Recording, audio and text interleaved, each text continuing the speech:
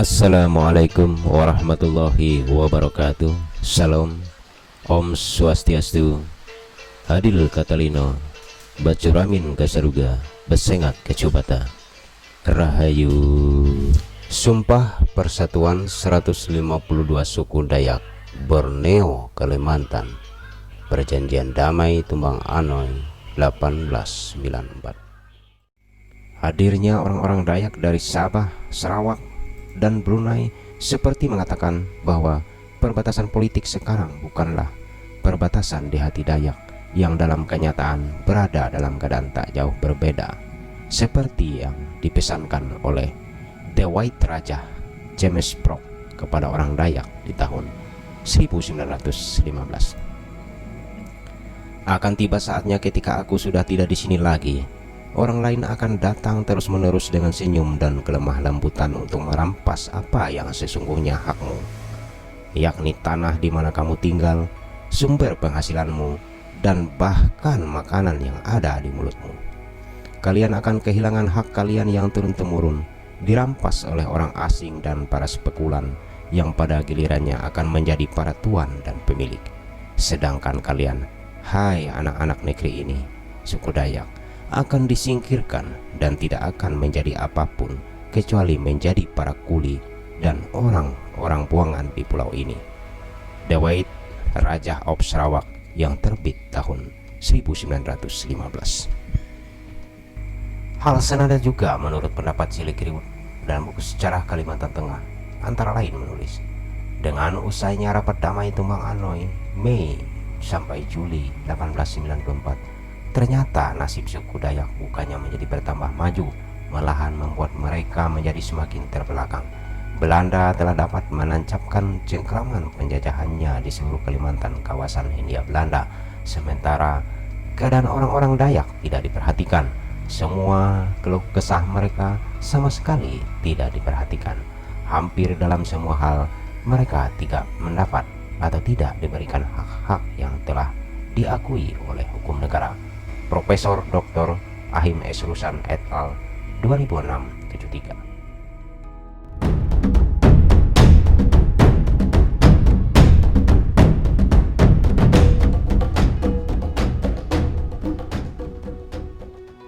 Sebuah kegiatan untuk mengenang kembali nilai-nilai perjuangan, nilai-nilai positif yang telah dicanangkan leluhur suku Dayak sejak tahun 1894.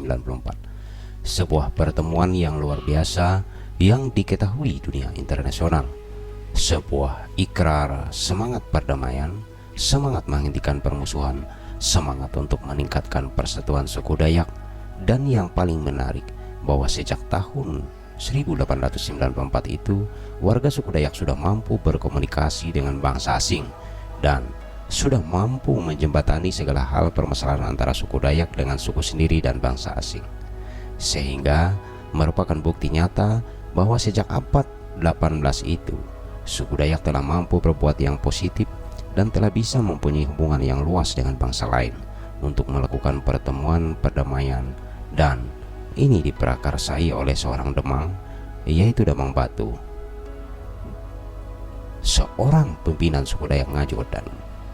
Sekaligus ini juga menandakan orang Dayak itu adalah suku bangsa yang cinta damai, yang cinta terhadap sesama, dan selalu bersedia berkomunikasi, mencari solusi dari akar permasalahan yang ada, dan bersama-sama mencari jalan terbaik demi kedamaian dan kesejahteraan umat manusia semuanya.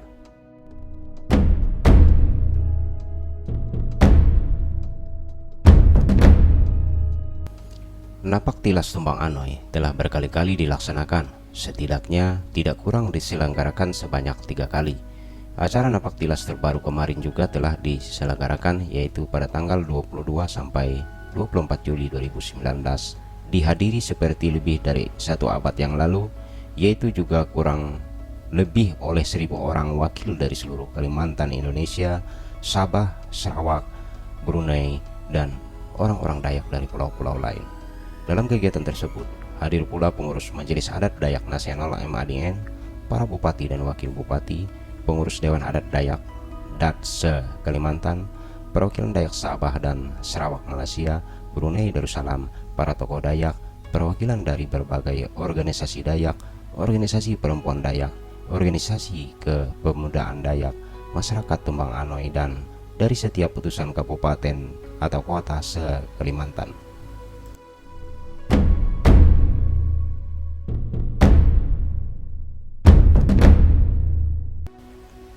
Ada yang mengatakan pertemuan Tumbang Anoy 1894 atau Mumpung Hai Tumbang Anoy dan Napaktilas Rapat Damai Tumbang Anoy tahun 1994, 2014, 2019 lalu dinilai antara lain sebagai pajar peradaban dan berakhirnya hukum rimba di Kalimantan. Alasan utama dari penilaian ini adalah karena pertemuan Tumbang Anoy 1894 yang dihadiri oleh pemuka-pemuka adat dan masyarakat Dayak seluruh pulau Borneo telah berhasil menghentikan kebiasaan perang antar suku dan antar desa, menghentikan kebiasaan balas dendam antar keluarga, dan menghentikan kebiasaan adat menganyang yang dipandang sebagai tindakan tidak beradab dan hukum rimba alias kebiasaan primitif. Pendapat yang sangat benar, saudaraku.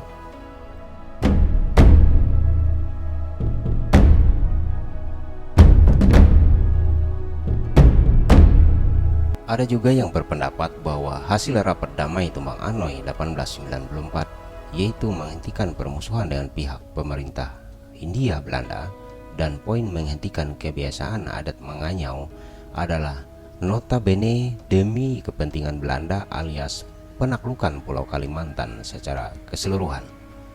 Pendapat ini betul juga dan sangat tidak salah, saudaraku.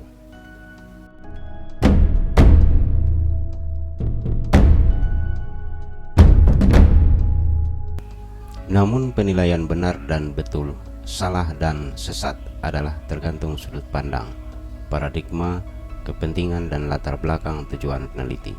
Bisa jadi pendapat ini salah dan benar, ataupun sama-sama benar dan sama-sama salah. Semuanya kembali kepada penilaian suku Dayak itu sendiri. Terlalu rumit untuk diperdebatkan karena lebih dari 1 abad telah berlalu. Jangankan masalah Tumbang Anoy, masalah pemberontakan I-30 SPKI puluhan tahun yang lalu, masih banyak yang meragukan kebenaran sejarahnya. Jadi impian muluk saja kalau ada yang bisa meluruskan sejarah dengan pendapat ini itu dan dasar ini dan itu, karena sejarah adalah kejadian masa lalu, kejadian yang seyogyanya sebagai pelajaran. Tidak penting dia benar dan dia salah, masa yang sekarang lebih penting, dan terutama masa yang akan datang. Akhiri perdebatan yang tiada berguna, marilah berbuat dan bekerja. Ela layakatam tamebu.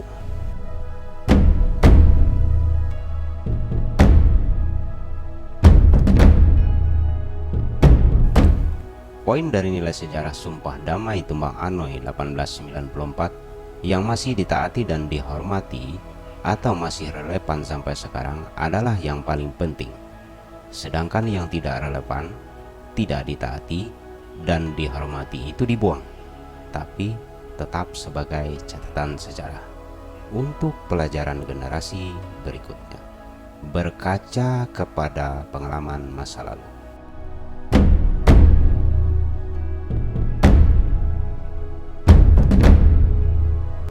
Sejarah telah mencatat bahwa orang Dayak adalah sang anak alam, seorang pemburu, seorang pejuang, dan juga seorang petarung.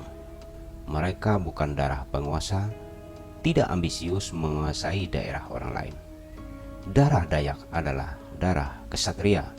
Mereka berjuang mempertahankan diri, keluarga, kerabat, dan harta bendanya sampai titik darah penghabisan sesuai amanat leluhur.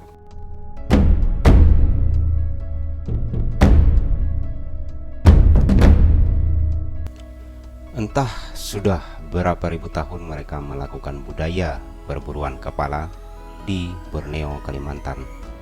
Sampel arang penelitian terbaru dari hunian berpagar Kuta Maput menunjukkan kisaran 224 sampai 394 Kal AD atau kisaran masuk ke abad 4 Masehi. Sunar Ningsi di KK 2017, Balai Arkeologi Banjarmasin. Hal tersebut membuktikan suku Dayak telah sangat lama dalam kondisi yang kelam, atau zaman tetek tatung, atau zaman ratap tangis sejati. Zaman kelam tersebut menuntut suku Dayak beradaptasi dengan lingkungannya, sehingga secara umum sifat dari suku Dayak terhadap alam adalah bersahabat, dan dari tempahan alam yang sulit diduga membentuk sebuah karakter waspada, tidak mampu berpura-pura dan apa adanya saja. Terhadap orang asing, orang Dayak tidak begitu saja percaya, akan tetapi apabila kepercayaan telah tumbuh, mereka akan sangat bersahabat dan terbuka.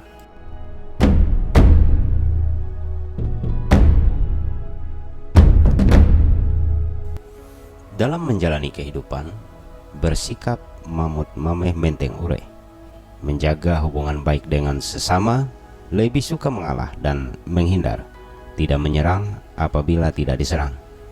Namun apabila kesabaran telah habis, harga diri telah terinjak-injak, mati bukan lagi masalah, dan serangan fisik akan dihadapi secara frontal sampai titik darah terakhir.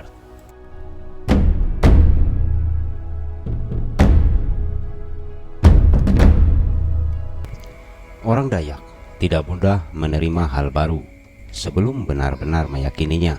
Bagi mereka, baik adalah baik dan buruk adalah buruk.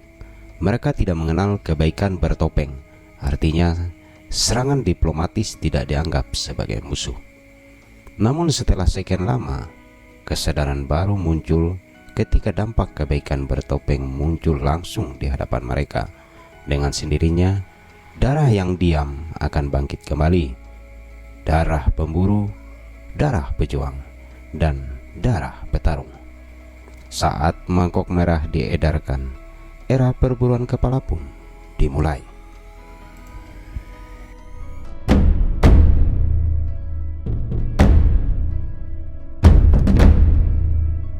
Ungkapan rasa terima kasih lebih kepada sikap dan perbuatannya dengan rasa hormat yang mendalam. Semua kebaikan yang telah mereka terima akan tersimpan rapi dalam lubuk hati yang terdalam. Bahkan dalam setiap kesempatan mereka akan menceritakan pada anak turunannya.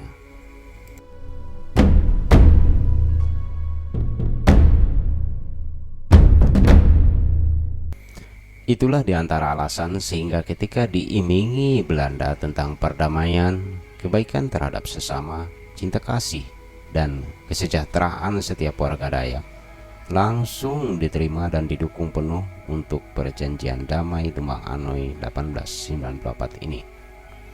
Penyebab lainnya adalah karena di antara suku-suku Dayak yang banyak tersebar tersebut sudah jenuh dengan peperangan, yang selalu hidup berpindah-pindah mencari tempat aman yang sudah berlangsung sangat-sangat lama. Kejenuhan akan dialami setiap manusia dimanapun berada. Sampai sudah masanya, maka terjadilah kebalikannya. Begitulah hukum alam berlaku. Ada masa susah, ada masa bahagia, ada masa perang, ada masa damai.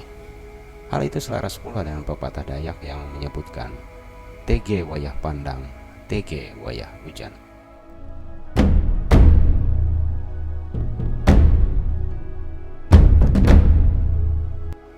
Tidak disangka lagi bahwa pertemuan Tumbang Anoy 1894 adalah tonggak persatuan 152 suku Dayak se-Borneo, Kalimantan, yang diketahui dunia internasional dan menginspirasi perjuangan hak-hak suku Dayak dengan saudaranya suku yang lain di 3 negara, yaitu Indonesia, Malaysia, dan Brunei.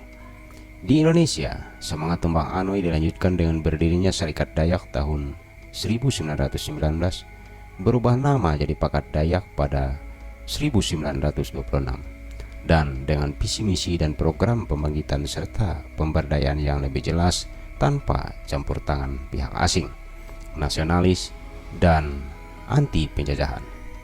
Semangat Tumbang Anoy 1894 juga telah melahirkan peran pemuda Dayak peserta Sumpah Pemuda 1928 seperti G. Obus berdarah Dayak bersama Masri berdarah Banjar, wakil Persatuan Pemuda Borneo yang berkedudukan di Surabaya dalam Kongres Pemuda 1928 yang terkenal menghasilkan Sumpah Pemuda, dan juga di antara sosok-sosok pemuda pejuang-pejuang kemerdekaan Indonesia. Siapa yang menyangkalnya?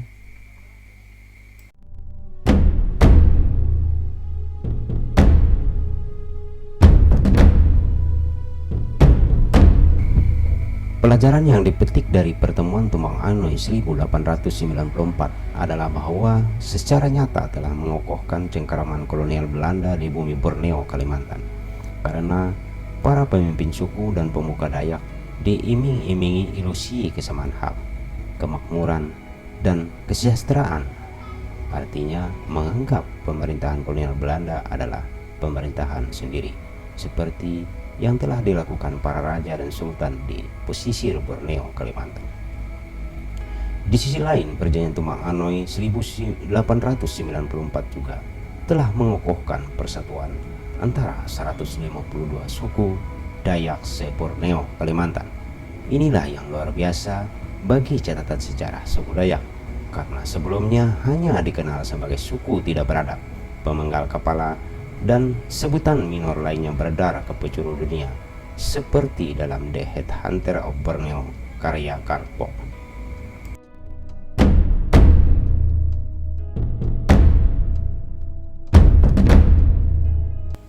Itulah pada saat itu, entah disadari atau tidak oleh para pemimpin dan pemuka suku Dayak, maksud sebenarnya yang diterapkan di perjanjian Tumbang Anoy, yaitu tidak bermusuhan dengan Belanda, iming-iming pengakuan hukum adat, pendidikan, dan kesejahteraan bagi suku Dayak.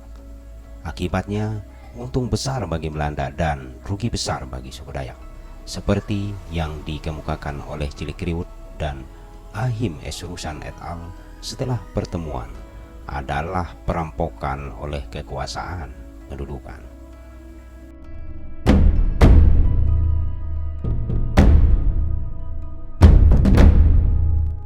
Dalam buku Sejarah Kalimantan Tengah, dengan mengutip pendapat Cilikriwut, antara lain menulis, dengan usainya rapat damai Tumbang Anoy Mei sampai Juli 1894, ternyata nasib suku Dayak bukannya menjadi bertambah maju, malahan membuat mereka menjadi semakin terbelakang.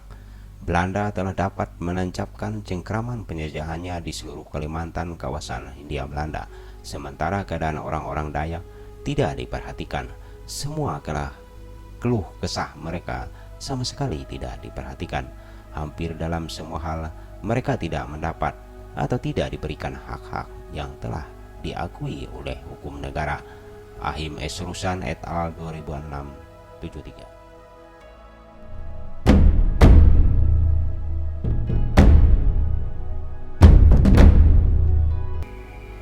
Akibatnya, sebagian suku Dayak yang anti terhadap penjajahan mulai melakukan perlawanan fisik terhadap kekuasaan Belanda. Contohnya seperti membantu dan bergabung dengan barisan Pangeran Antasari. Selanjutnya dengan putranya Gusti Muhammad Seman, Perang Banjar 1859-1905 yang berakhir dengan kemenangan di pihak Belanda.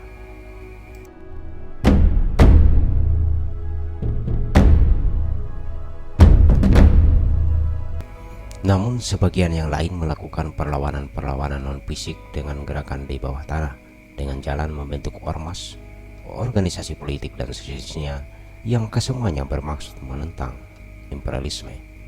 Aksi tersebut di kemudian hari berdampak semakin eratnya persatuan sesama suku-suku Dayak melawan musuh dari luar.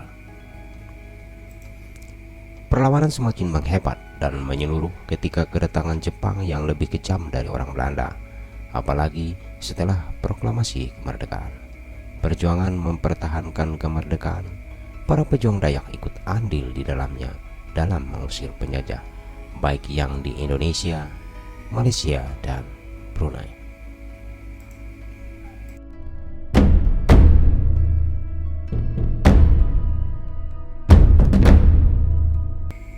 Tahun 2019 yang telah lalu, entah sadar atau tidak, mungkin orang Dayak Borneo Kalimantan merasa diri mereka berada dalam posisi terjepit atau terpinggirkan atau sebab-sebab lainnya, kita tidak tahu, sehingga mau bersama-sama berkumpul mencari jalan keluar menghadapi tantangan zaman.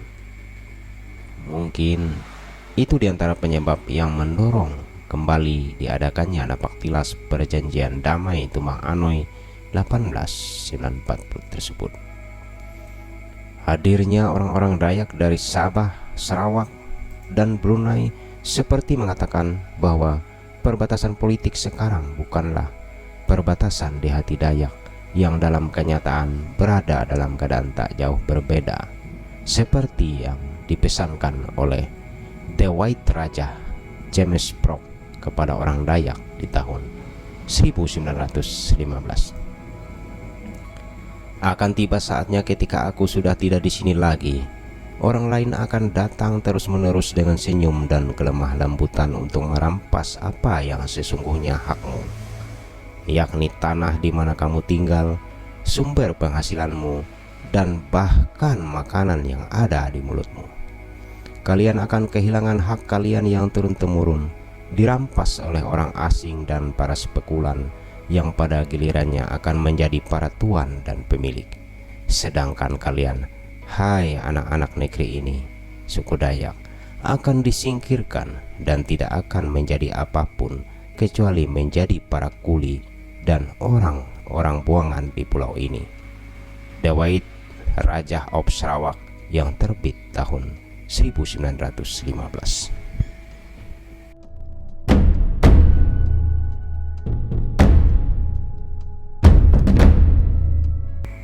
Hal senada juga menurut pendapat Silikriwut dalam buku Sejarah Kalimantan Tengah, antara lain menulis, dengan usainya rapat damai Tumbang Anoy Mei sampai Juli 1894, ternyata nasib suku Dayak bukannya menjadi bertambah maju, malahan membuat mereka menjadi semakin terbelakang. Belanda telah dapat menancapkan cengkraman penjajahannya di seluruh Kalimantan kawasan Hindia Belanda, sementara keadaan orang-orang Dayak tidak diperhatikan. Semua keluh kesah mereka sama sekali tidak diperhatikan. Hampir dalam semua hal mereka tidak mendapat atau tidak diberikan hak-hak yang telah diakui oleh hukum negara. Profesor Dr. Ahim S. Rusan et al. 2006-73.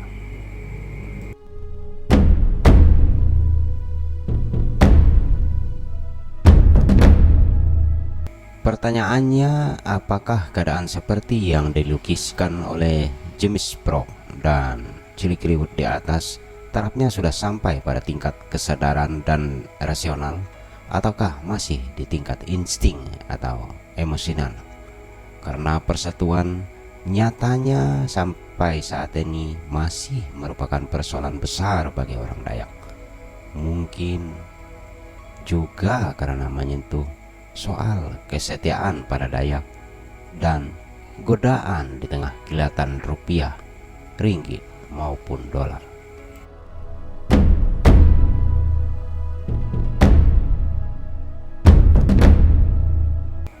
Sebelum mengakhiri kajian kita kali ini, yaitu tentang hasil pertemuan Tumbang Anoy 1894 ini, maka kita bersama melihat, mengkaji dan meneliti poin yang relevan dan poin yang tidak relevan untuk menghadapi tantangan zaman globalisasi sekarang.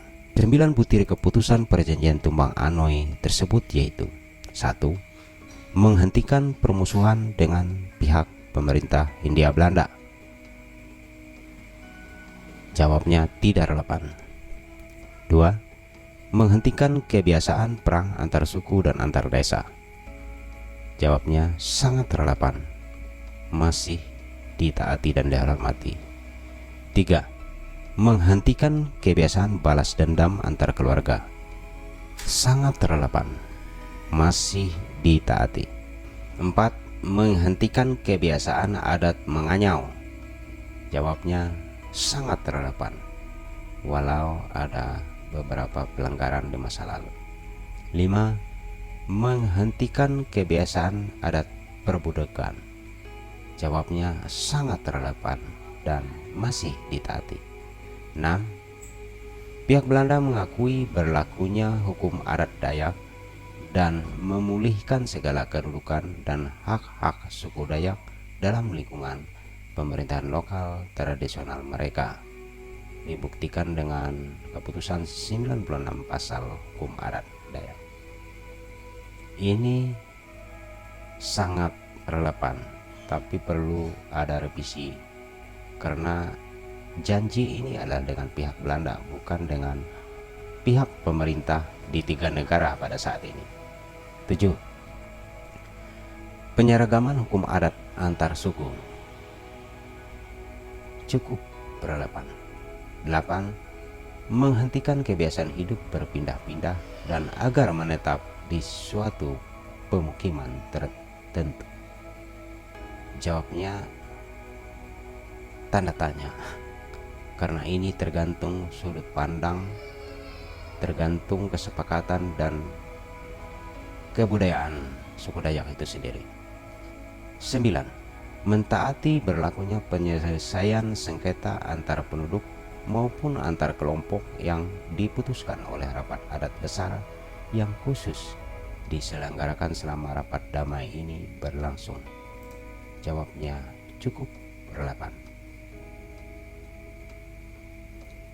9 butir ini diambil dari sejarah Kabupaten Kapuas tahun 1981 halaman 3334 dan dari kerjasama Lembaga Penelitian Universitas Palangkaraya dan Pemerintah Provinsi Kalimantan Tengah Palangkaraya tahun 2006 halaman 7174.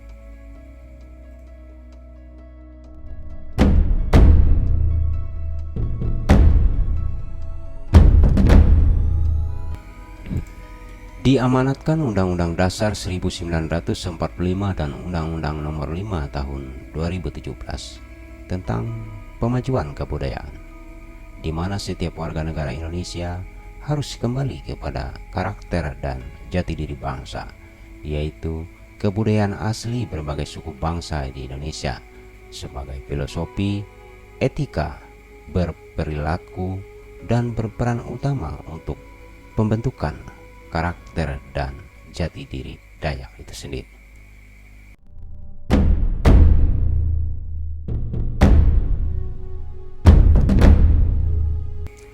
Sebelum 3 negara yang ada ini lahir, orang Dayak sudah ada di Pulau Borneo. Sebelum 3 negara ini lahir, orang Dayak sudah punya produk perundang-undangan sendiri, yaitu seperti 96 pasal hukum adat Dayak hasil pertemuan damai di Kembang Anoy tahun 1894, jantung peradaban kebudayaan Dayak yang masih cukup relevan dan masih diterapkan sampai sekarang.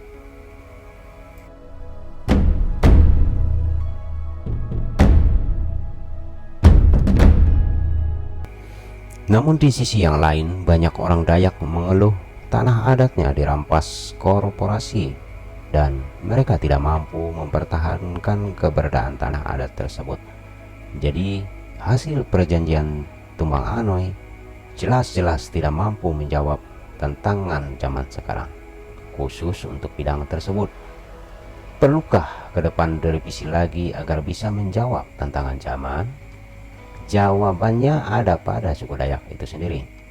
Dari aspek antropologi budaya, bukankah sudah ada produk literasi yang bersumber dari legenda suci Dayak, mitos suci Dayak, adat istiadat Dayak, dan hukum adat Dayak yang membuktikan tanah itu sebagai wilayah leluhur orang Dayak?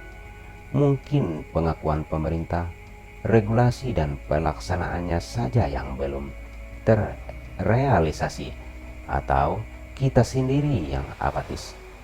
Ini adalah pekerjaan rumah bagi generasi suku Dayak Borneo, Kalimantan, tanpa kecuali. Tabe Rahayu Kultur Dayak.